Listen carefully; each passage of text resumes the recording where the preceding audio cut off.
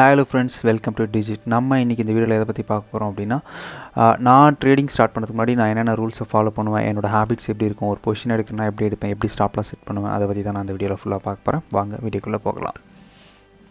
First one rules, நான் follow பண்ணுற some ரூல்ஸை வந்து நான் இங்கே கொடுத்துருக்கேன். ஸோ ஃபர்ஸ்ட் ஒன் என்ன அப்படின்னா, only trade with 50% of your margin limit. அது ஏன் 50% அப்படின்றதுனா, நம்ம இருக்க மொத்த கேபிட்டலுக்குமே ஒரு லாட்டை பை பண்ணாலோ இல்லை சம் பொசிஷன் எடுத்தாலோ அதை ஆவரேஜ் பண்ணுறதுக்கும் நம்மக்கிட்ட அகைன் மணி இருக்காது. சப்போஸ் மார்க்கெட்டில் ஒரு வாலட்டாலிட்டி க்ரியேட் ஆச்சு அப்படின்னா ஈஸியாக நம்மளோட ஸ்டாப் லாஸ் ஹண்ட் ஆகும். அட் த சேம் டைம் நம்மளோட லாஸும் ஹெவியாக இருக்கும். நெக்ஸ்ட் டைம் ட்ரேடுக்கு நம்மக்கிட்ட மணி இல்லாமல் போயிடும். ஸோ சேஃபர் சைடு வந்து எப்பயுமே நம்ம 1 லட்ச ரூபா வச்சுட்ருக்கோம் அப்படின்னா லைக் 50,000 மட்டும்தான் ட்ரேட் பண்ணோம். 50% சேஃபர் சைடு வச்சுட்ருக்கணும் எப்பயுமே. செகண்ட் திங் என்னென்னு பார்த்தீங்கன்னா, ஸ்டாப் லாஸ் போடாமல் எந்த ட்ரேடையுமே நான் எடுக்க மாட்டேன். பிகாஸ் லாஸை அக்செப்ட் பண்ணுறவங்க மட்டும்தான் மார்க்கெட்டில் சக்ஸஸ் ஆக முடியும். ஸோ ஸ்டாப் லாஸை கண்டிப்பாக ஈச் அண்ட் எவ்ரி ட்ரேடுக்குமே நான் செட் பண்ணிட்டு தான் இருப்பேன். நெக்ஸ்ட் திங், ஒரு வாட்டி நான் ஸ்டாப் லாஸ் போட்டுட்டேன் அப்படின்னா அதை நான் சேஞ்ச் பண்ண மாட்டேன். லைக் நிறைய டைம் வந்து நடந்திருக்கும், நிறைய பேருக்கு இது நடந்திருக்கும். நம்ம ஸ்டாப் லாஸ் போடுற பாயிண்ட்டை வந்து கரெக்டாக எக்ஸாக்டாக ஸ்டாப் லாஸை டச் பண்ணிவிட்டு 1 or 2 பாயிண்ட்ஸ் கீழே போயிட்டு அகைன் மார்க்கெட் வந்து ரிவர்ஸ் ஆகிட்ருக்கும். ஸோ அது வந்து நிறைய பேர் வந்து அதை ஃபேஸ் பண்ணியிருப்பீங்க. நானும் சம்டைம்ஸ் ஃபேஸ் பண்ணியிருக்கேன். பட் அதுக்காக வந்து என்னோடய ஸ்டாப் லாஸை சேஞ்ச் பண்ணிகிட்டே இருக்க முடியாது. பிகாஸ் நான் ஸ்டாப் லாஸை சேஞ்ச் பண்ணுற அன்றைக்கி மட்டுமே மார்க்கெட் என்ன ஆகும், இன்னும் ஃபெல் டவுன் ஆகும், இல்லை மேலே போகும்.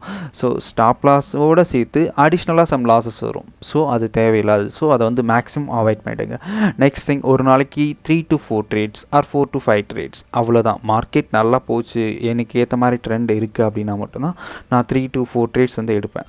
அப்படி இல்லை அப்படின்னா நான் பெட்டர் அவாய்ட் பண்ணிவிடுவேன். அன்றைக்கி ட்ரேடிங்கே பண்ணாமையும் சம்டைம்ஸ் இருந்திருக்கேன் நான். எதுக்காக அப்படின்னா, ஓவர் ட்ரேட் பண்ணுறதும் நமக்கு லாஸில் தான் போய்ட்டு முடியும். And next maintain average risk and rewards. எதுக்குன்னா, ரிஸ்க் 1:2 ஆர் 1:3. 1% ரிஸ்க் நம்ம வைக்கிறோம் அப்படின்னா லைக் 2 to 3% ப்ராஃபிட் வர மாதிரி தான் இருக்கணும். அதை விட்டுட்டு 1:1 ஆர் ஸ்டாப் லாஸ் பாயிண்ட்ஸ் வந்து அதிகமாக மார்க்கெட்டுக்கு அகெயின்ஸ்டாக, லைக் இப்போ நல்லா மேலே போயிட்டுருக்க மார்க்கெட்டை நம்ம செல் எடுத்துகிட்டு மார்க்கெட் கீழே வரும்னு சொல்லிட்டு அந்த இடத்துல ஆவரேஜ் பண்ணிவிட்டு தேவையில்லாமல் ஒரு ரிஸ்க்கை நம்மளே க்ரியேட் பண்ணக்கூடாது. எப்பயுமே ஒரு ட்ரேட் எடுக்கிறோம் அப்படின்னா அதுக்கு இவ்வளோ தான். 100 ரூபா ட்ரேட் எடுக்கிறோம் அப்படின்னா 30 point stop loss, 100 points target. அந்த மாதிரி இருக்கிறது எப்பயுமே பெட்டர். நெக்ஸ்ட் ஒன் இம்பார்ட்டண்டான மேட்டர், பேஷன்ஸ். பொறுமையாக இருக்கணும். மார்க்கெட்டில் ப்ராஃபிட் புக் பண்ணுறதுக்கும் லைக் லாஸஸ் புக் பண்ணுறதுக்கும் அவசரப்படவே கூடாது. ஸ்டாப் லாஸ் போட்டுட்டோம், ஸ்டாப் லாஸுக்கு நான் ஃபஸ்ட்டே சொன்ன மாதிரி தான், ஸ்டாப் லாஸை சேஞ்ச் பண்ணக்கூடாது.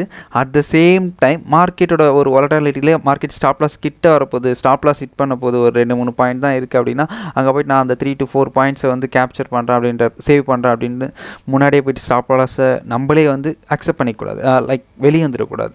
ஸோ வெயிட் பண்ணணும். ஸ்டாப் லாஸ் ஹிட் ஆகிற வரைக்குமே நம்ம வெயிட் பண்ணலாம். That's not a big deal.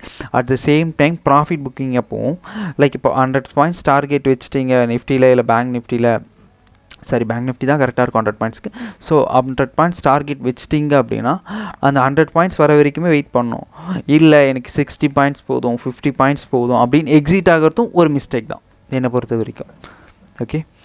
அந்த நெக்ஸ்ட் திங் வந்து நிறைய பேர் நிறைய விஷயம் சொல்லியிருப்பாங்க. ஸோ அது எல்லாத்தையுமே ஃபாலோ பண்ணாமல் உங்களோட மைண்ட் செட்டுக்கு உங்களுக்கு தேவையான ஒரே ஒரு மெத்தட், அந்த மெத்தடில் ஸ்ட்ராங்காக இருந்து அந்த மெத்தடை மட்டும் நம்ம ஃபாலோ பண்ணோம் அப்படின்னா ப்ராஃபிட்டோ லாஸோ at the end of the month கண்டிப்பாக வந்து உங்களுக்கு ப்ராஃபிட் வரும். இதுனா எந்த ஒரு விஷயத்தையுமே தொடர்ந்து செஞ்சுட்டே இருக்கும்போது உங்களுக்கே தெரியாமல் நீங்கள் நிறையவே கற்றுப்பீங்க.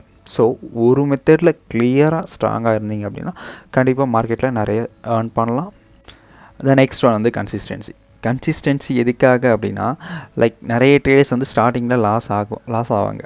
ஸோ லாஸ் ஆனோடனே மார்க்கெட்டில் லாஸ்லேருந்து நிறைய பேர் இதுக்கு மேலே இது லாஸ் ஆகும் அப்படின்னு சொல்லிட்டு வெளியே போகிறவங்க நிறைய பேர் இருக்காங்க. மார்க்கெட் எனக்கு லாஸ் ஆகிடுச்சு, ஸோ நான் வந்து இதுக்கப்புறம் ட்ரேட் பண்ணல, நான் வந்து என்னோடய கேபிட்டல் வந்து சேவ் பண்ணுறேன் அப்படின்னு சொல்லிட்டு.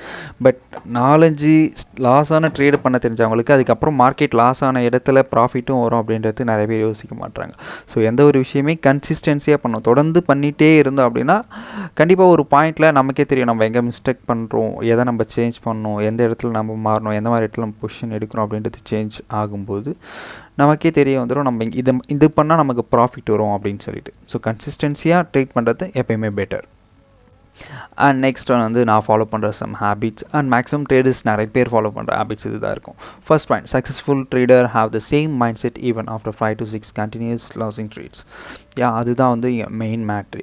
என்ன அப்படின்னா, நமக்கு கண்டினியூஸாக லாஸஸ் இருந்தாலும் நான் சொல்லிக்கிறேன் 20 days மார்க்கெட் ஒர்க்கிங் டேனா ஃபஸ்ட்லேயும் வரலாம். ஃபஸ்ட்டில் ஒரு கண்டினியூஸ் டேஸ் மந்தில் ஒரு ஸ்டார்டிங் ஒரு 4 to 5 days வந்து லாஸ் ஆகிடுச்சு அப்படின்னா அதுக்காக மார்க்கெட்டே லாஸில் போகுது அப்படின்னு சொல்லிட்டு இல்லை. ஸோ வெயிட் பண்ணணும். அதுக்கப்புறமும் சேம் மைண்ட் செட் இருக்கணும். லைக் அந்த 4-5 நாள் லாஸ் ஆனது சேம் டே சிங்கிள் டேயில் வந்து நான் வந்து அந்த லாஸஸை ரெக்கவர் பண்ணணும் அப்படின்னு சொல்லிட்டு அந்த மைண்ட் செட்டே இருக்கக்கூடாது. 10 லட்ச ரூபா இருந்தாலும் நம்ம ஒரு நாளைக்கு 1 லட்ச ரூபா கேபிட்டலில் தான் ட்ரேட் பண்ணுறோம். லைக் அதே தான் லாஸ்ட் வரைக்குமே நம்ம ட்ரை பண்ணும்போது அதே ரிவார்டில் தான் இருக்கணும். எதுக்காக அப்படின்னா, இவ்வளோ நாள் வந்து அந்த 3 to 4 days R 5 days 5 trades வந்து சின்ன சின்ன இதில் பண்ணியிருப்பீங்க. லைக் அந்த 1 lakh கேபிட்டலில் பண்ணியிருப்பீங்க.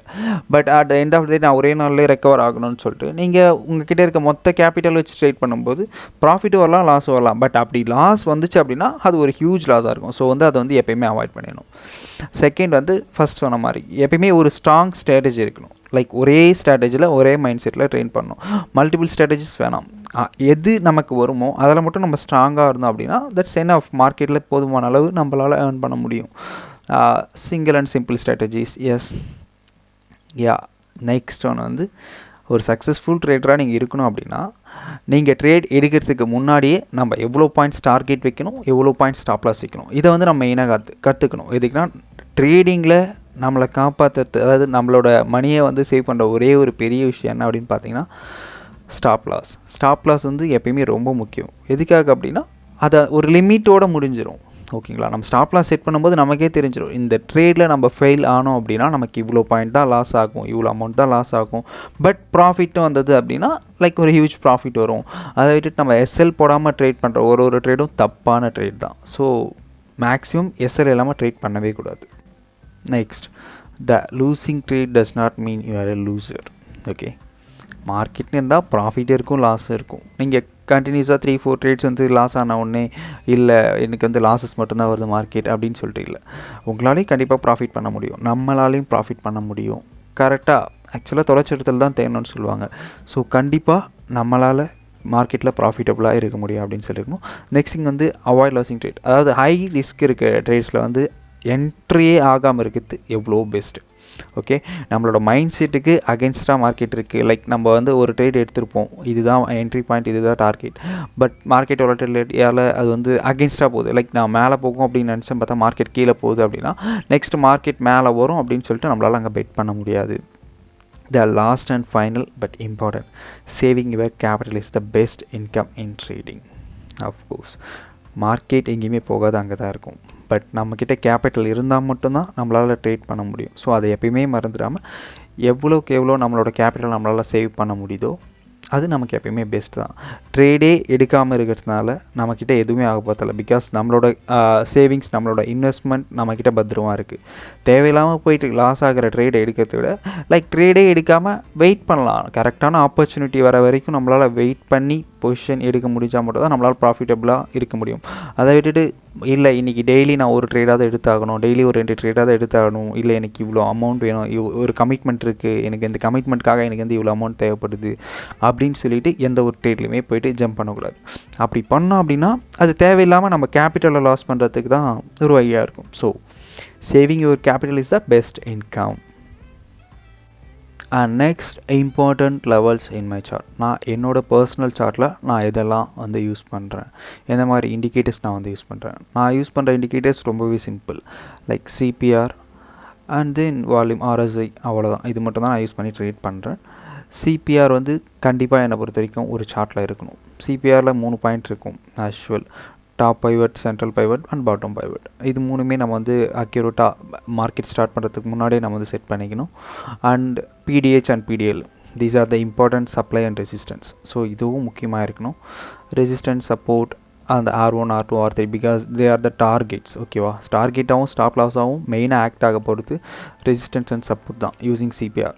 அண்ட் தென் ப்ரீவியஸ் டேஸில் ஏதாச்சும் வெர்ஜின் சிபிஆர் இருந்துச்சுன்னா அந்த லெவலில் வந்து நம்ம கண்டிப்பாக மார்க் பண்ணியிருக்கணும். At the same time swing I and swing low.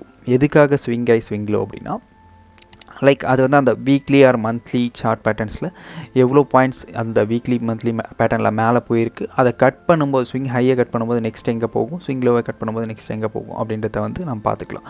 Next turning points on chart. Turning பாயிண்ட்ஸ்னால் நான் சிம்பிள், எந்த ஒரு இடத்துல மார்க்கெட் வந்து ரொம்ப கன்சிஸ்டன்சியாக இருக்குது, எங்கே அதிகமாக ட்ரேட் நடக்குது, எந்த பாயிண்ட்டை அது மார்க்கெட்டால் வந்து பிரேக் பண்ண முடியல, எந்த பாயிண்ட்டை வந்து பிரேக் பண்ணிச்சு அப்படின்னா நெக்ஸ்ட் வந்து மேலேயோ கீழேயோ ஏதோ ஒரு சைடில் போகுது அப்படின்றத வந்து நம்ம கண்டிப்பாக நோட் பண்ணி வச்சுருக்கணும். The next thing gap one gap down levels. Market வந்து சம் டேஸ் ஏதாச்சும் நியூஸாலேயோ இல்லை ஏதாச்சும் ஒரு ஃபேக்டராலேயோ மார்க்கெட் வந்து கேப் அப்பில் ஓப்பன் ஆச்சு, கேப் டவுனில் ஓப்பன் ஆச்சு அப்படின்னா எவ்வளோ பாயிண்ட்ஸ் கேப் அப்பில் ஓப்பன் ஆயிருக்கு, கேப் டவுனில் ஓப்பன் ஆயிருக்கு அப்படின்றதையும் நம்ம நோட் பண்ணி வச்சுருக்கோம். வெர்ஜின் சிபிஆரும் கேப் அப் கேப் டவுனும் ஆல்மோஸ்ட் சேம் தான். சேம் மீன்ஸ் அது எப்போயா இருந்தாலும் அந்த லெவல்ஸை கேப்ஸை வந்து க்ளோஸ் பண்ணுறதுக்கு மார்க்கெட் வந்து இதாகணும். எனக்கு தெரிஞ்ச வரைக்கும் மார்க்கெட்டில் கேப் வந்து எப்பயுமே இருக்காது. எப்படியாச்சும் அதாவது லைக் ஒரு 1 வீக்கில் 15 டேஸில் அந்த மந்த் எண்டுக்குள்ளே அந்த கேப்ஸை வந்து ஃபீல் பண்ணிவிடும். ஸோ இந்த லெவல்ஸ் இது எல்லாமே வந்து நம்மளோட சார்ட்டில் இருக்கணும். நான் என்னோடய சார்ட்லேயும் இந்த எண்ட் ஆஃப் த வீடியோவில் நான் இப்போ பின் பண்ணுறேன்.